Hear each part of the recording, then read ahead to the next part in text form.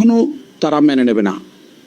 নারায়ে তাকবীর এটি আল্লাহ পাকের মহত্ব এবং একত্ববাদের স্লোগান। নারায়ে রিসালাত এটা কখনো তারা মেনে নেবে না।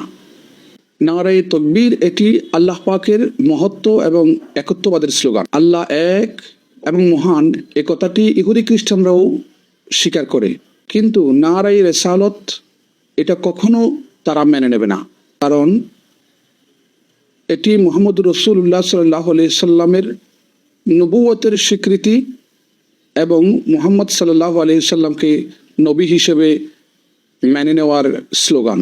তাই ইহুদি খ্রিস্টানদের বিরুদ্ধে দখলদার বর্বর ইহুদিদের গণহত্যার প্রতিবাদে রিসালাতের স্লোগান নিয়ে বাংলাদেশের সকল হক দরবারের সমর্থনে মহাসমাবেশের ডাক এসেছে আগামী ২৬ এপ্রিল শনিবার ঢাকা সোহরাওয়ার্দী ময়দানে।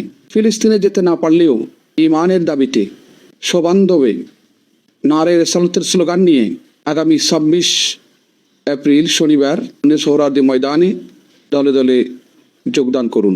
ইমানের দাবিতে ফিলিস্তিনে যেতে না পারলেও, জিহাদে অংশগ্রহণ করতে না পারলেও অন্তত আগামী ২৬ এপ্রিল শনিবার মহাসমাবেশে যোগ দিন। একে অপরকে জানিয়ে দিন, জিহাদি কার্যক্রমে অংশগ্রহণ করার মধ্য দিয়ে আপনার বুকের ভিতর যে ঈমান আছে আল্লাহকে জানিয়ে দিন। ধন্যবাদ। আসসালামু আলাইকুম। কন্টেনমেন্টের সেটআপ